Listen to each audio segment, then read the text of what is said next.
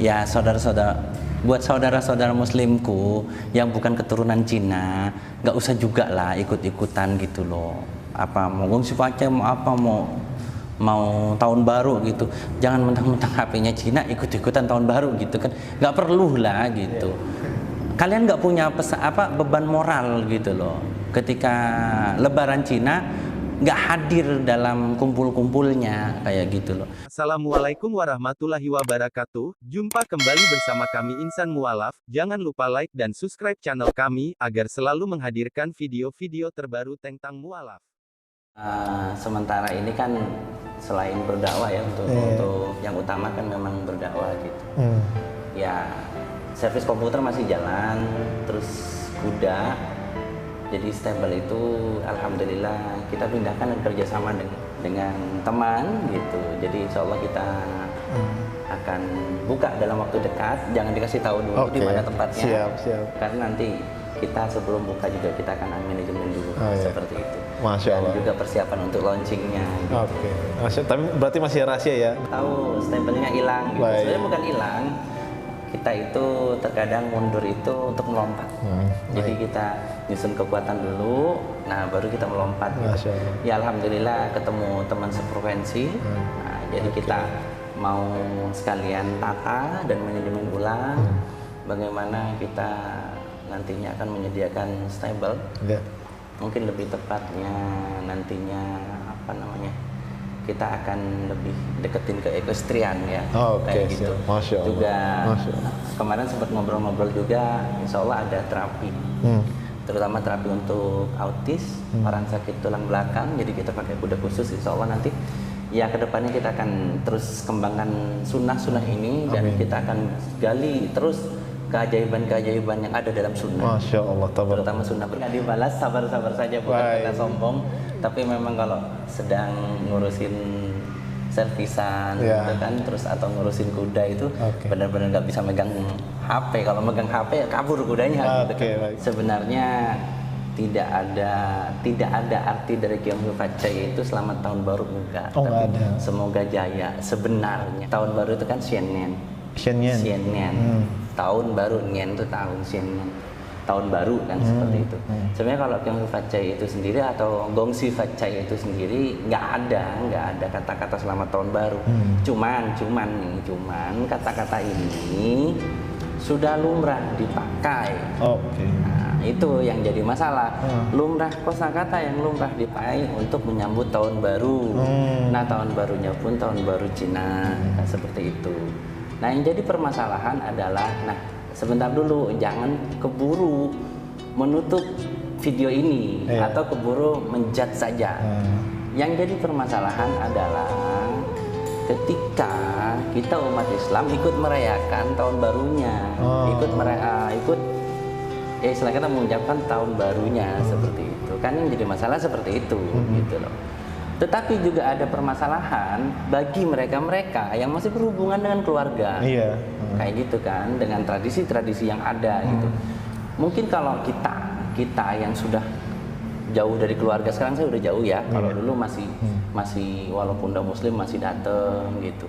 Sejak generasi mama meninggal, nah kita nih yang generasi anak ini jarang ketemu kayak gitu. Bahkan Lebaran Cina juga jarang. Kenapa? Karena rata-rata kalau nggak muslim ya udah Kristen gitu. Bahkan di Kristen sendiri juga sudah nggak mau ini, nggak mau Lebaran juga, Lebaran ini pegang pai-pai juga udah nggak mau gitu. Kalau yang sekarang, kalau zaman dulu saya kecil kan, walaupun Kristen gitu tetap mau pegang pai-pai gitu loh. Ke belakang sini makin menjauh dari itu. Nah, balik lagi ke tadi, bagi mereka-mereka yang masih berhubungan dengan keluarga, yang masih kental, itu susah untuk istilah katanya meninggalkan gitu kan, untuk menjauh dari tradisi-tradisi yang ada. Nah, ini mungkin akan kita bahas hari ini. Apa sih batasan? Kita menilainya dari mana dulu? Apakah tahun baru ini termasuk dari agama? Nah, seperti itu. Apakah ini merupakan tradisi hanya tahun baru gitu? Yang jelas gini, saya tidak menghukumin dulu, karena sangat sensitif gitu.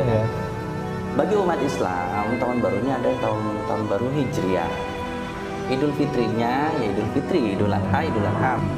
Makanya disebut Aidain, 2 hari raya. Kita mempunyai 2 hari raya.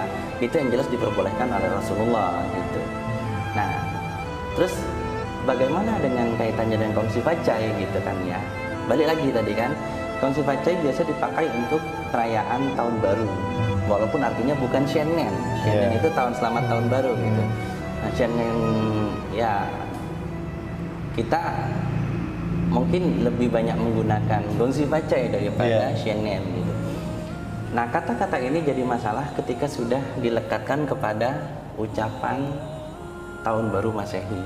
Masalahnya di mana? Masalah bagi yang sudah menganggap tahun baru Masehi ikut merayakannya adalah tasyabuh.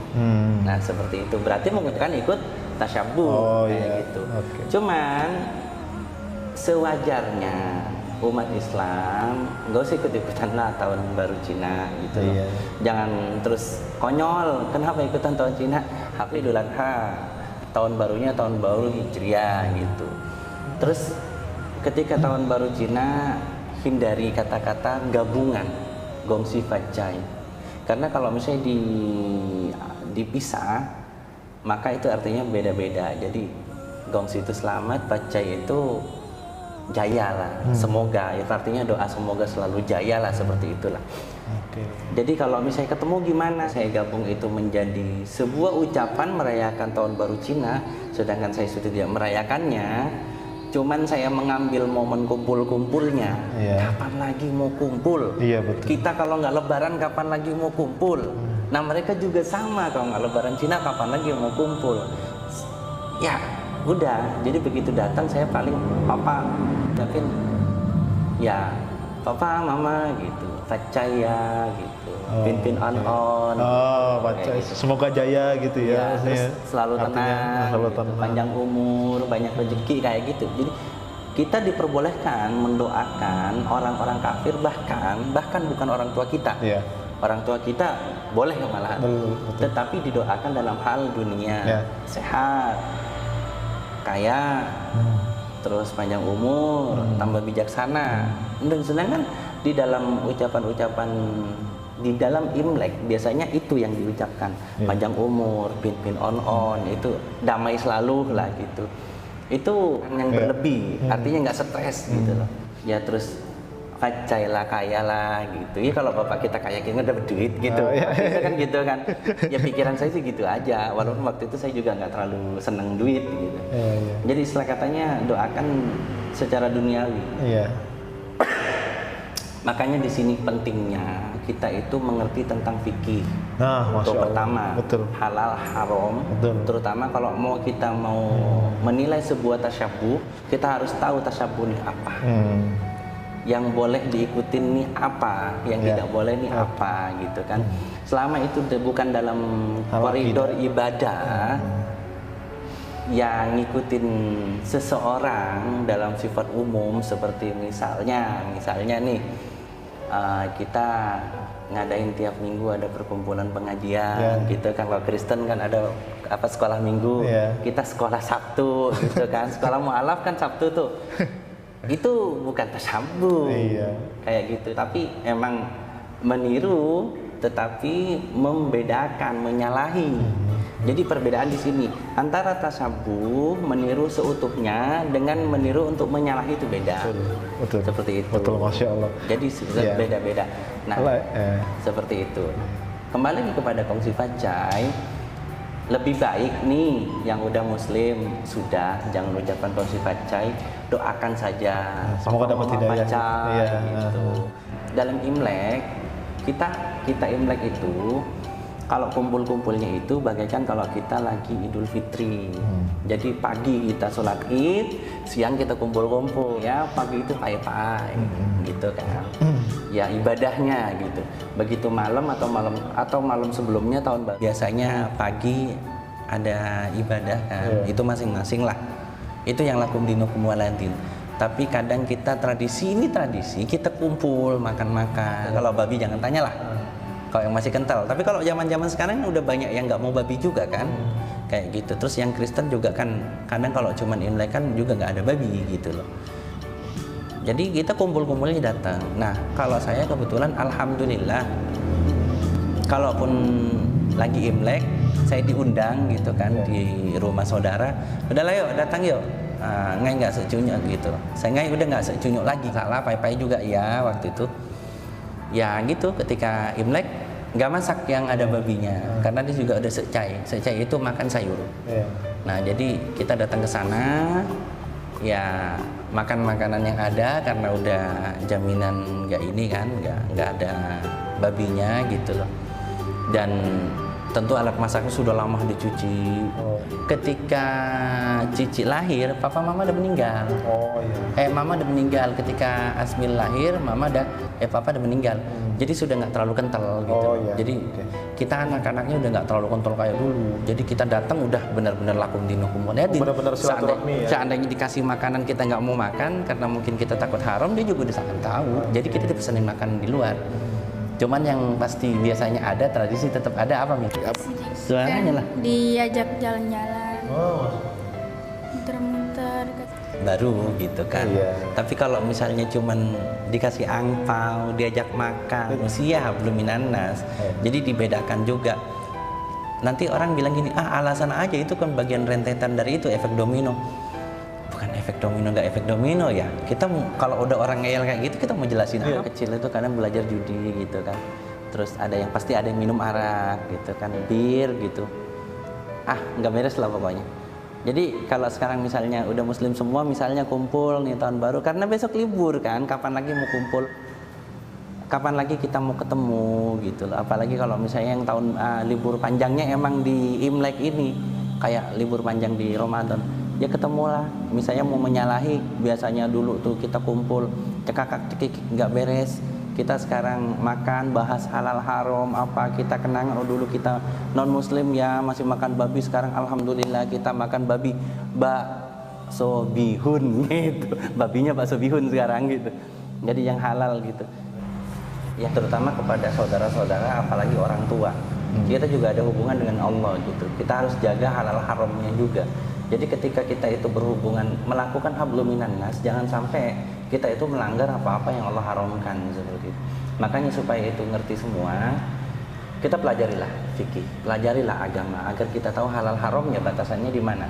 Nah, bagi yang tidak ada sangkut pautnya tentang kesukuan ini kan, kalau masa Imlek kan kesukuannya, udah nggak usah ikut latah-latahan deh gitu. Kita aja yang Chinese asli itu sebenarnya kalau bisa mau pengen udah nggak usah datang, bener udah nggak bisa datang. Kenapa? Lebih menjaga diri gitu. Cuman satu sisi lagi, ketika kita nggak datang, sebelum kita tahu dia ikut ibadahnya enggak gitu loh. Kalau dia nggak ikut ibadahnya no problem, itu kan silaturahmi. Dia mau ngasih sesuatu kepada orang tua, birrul walidain no problem gitu kan. Makanya jangan menilai hanya dari sudut pandang yang sempit, tetapi benar-benar tahu persis duduk perkaranya apa. Nah, pesan saya seperti itu, berbijaklah jadi manusia. Buat yang sudah bisa meninggalkan, dia nggak hadir sama sekali, ya monggo nggak apa-apa. Tapi yang jelas, buat semua muslim, hari raya kita hanya dua, Idul Fitri, Idul Adha. Tahun baru kita adalah Muharram. Perkara mau dirayakan atau enggak, itu terlepas lagi, bahasannya panjang lagi seperti itu kan. Yang intinya untuk perayaan hari yang lain apapun itu kita hindari. Kalau bisa jangan ikut.